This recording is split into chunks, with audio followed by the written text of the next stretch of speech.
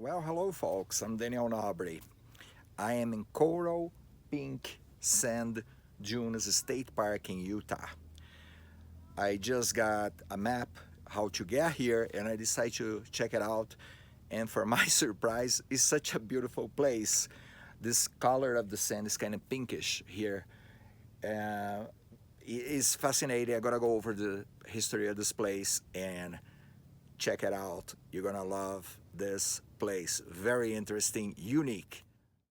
But wait, because just a day before, I went to another Utah's state park, and that one was Gunlock State Park.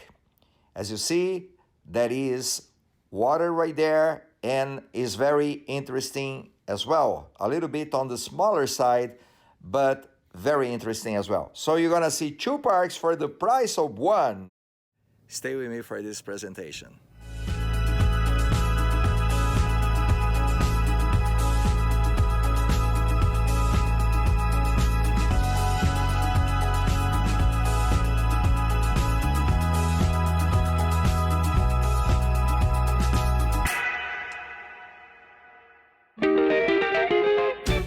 Gunlock State Park is located approximately 15 miles, 24 kilometers northwest of St. George, Utah.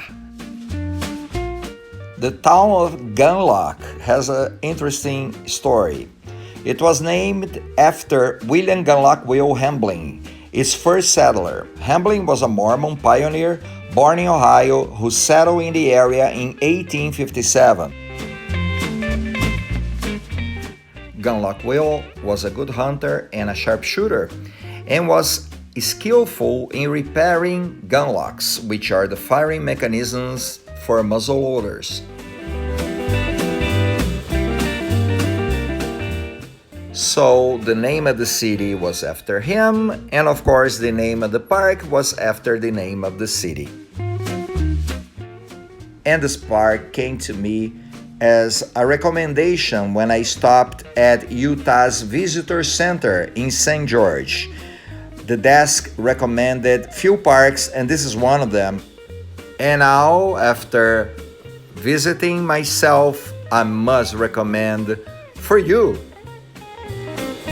The reservoir dam was constructed in 1970 for irrigation, water, and flood control. Very breezy day when I was there, April 17, 2020, around 3 o'clock in the afternoon. 85 degrees outside and water temperature around 65, so pretty nice. I didn't venture myself in the water because I was there to do the filming basically and to get to know the park. And don't forget to visit www.stateparks.utah.gov for more information. And the town of Gunlock is located approximately 2.5 miles north of the reservoir. Little bit of geology of the park.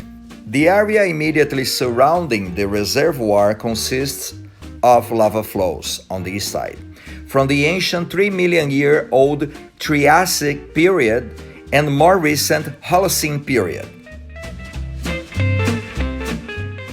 The west side of the reservoir is composed by pinyon and juniper trees, and cliffs are red-pink, occasionally white, fine rounded quartz sandstone formed in the middle of the late Jurassic Age, 160-170 million years ago, with intermixing of black iron deposits.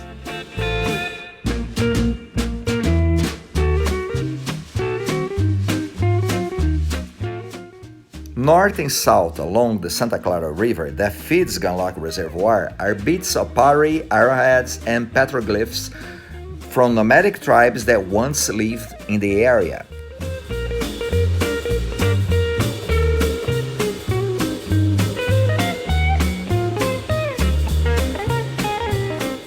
The country road to the park is the old Spanish trail used by horsemen and raiders from Santa Fe, New Mexico to Los Angeles, California, from the 1820s until 1849, when the gold fields of California became the destination and a shorter route was taken.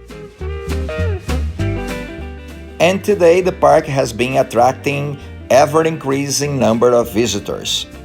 Gunlock State Park is a primitive area. There is no facilities. The park offers camping, swimming, boating, and fishing. This park was quite famous for its waterfalls. However, I asked at the ranger how to get there, and the ranger told me that they are no longer running. So I captured this picture from the internet, but if you Google, you're gonna see some videos, some people that were there. This place is certainly for those that enjoy quiet, few people, fishing, kayaking, swimming, enjoying just a nice water park. And I think this is very appropriated just for that. I enjoy it very much. Now, let's take a look at the second state park. And we are driving Highway 9 with destination, a location between Mount Carmel Junction and Kanab, Utah, south and west of the U.S. Highway 89 in Kane County. As we are in the entrance of Coral Pink Sand Dunes State Park. Millions of years ago, the coral pink sand dunes were dunes of sand. Then they changed into Navajo sandstone, only to once again break down and return to piles of sand.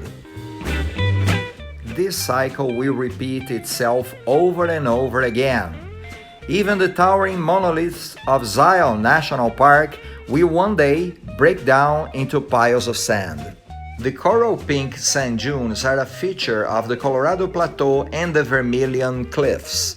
The dunes are an accumulation of loose sand thought to be 10 to 15,000 years old. For a sand dune to form, certain conditions need to exist.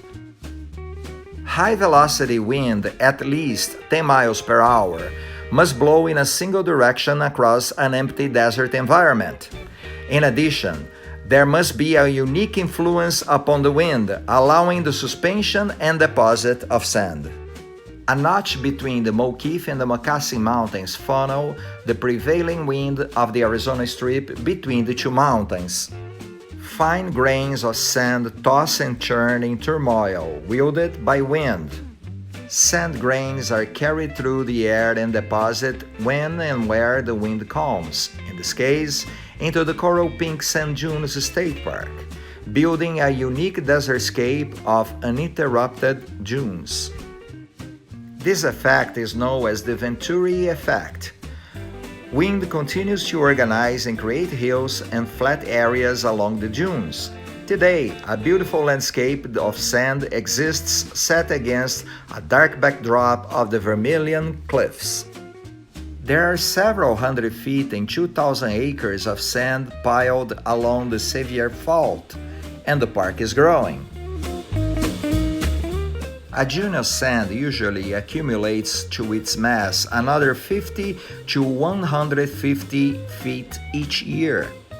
Sitting at over 6,000, the Coral Pink Sand Dunes is the second highest dune in North America, 150 lower than the Great Sand Dunes in Colorado. Are the dunes in Arizona or Utah? The Coral Pink Sand Dunes lies just north of the Utah-Arizona state line in Utah. The closest town is Mount Carmel Junction, 11 miles away in Utah. Sandboards are very popular here, and you can rent them just by the ranger station at the entrance of the park. The park allows camping, hiking, off-road vehicle driving, and photography. Are the dunes really coral pink? This is a matter of opinion. Visitors have suggested they are and they are not. Some say the sands are pink in color and others say they are orange or brown. The pink tint is apparent late and early in the day. The sand is formed from Navajo sandstone, colored from iron oxide. So it only makes sense that the color of the sand is indeed coral pink or reddish. The coral pink sand dunes tiger beetle is endemic to the dunes, being found nowhere else in the world. The park also contains most of the remaining individuals of the rare plant known as Welsh milkweed, a federally listed threatened species. And I hope you did like this presentation as much as I did to show to you. And please don't forget to leave your likes on my YouTube channel. Visit my channel in there for more videos. Leave your comments, very important, I like to interact, and tell if you like the content to a friend to subscribe the channel like you do. And don't forget, I see you guys very soon. Visit Utah. And I'm Daniel Nobre. See you on the next trip. Goodbye.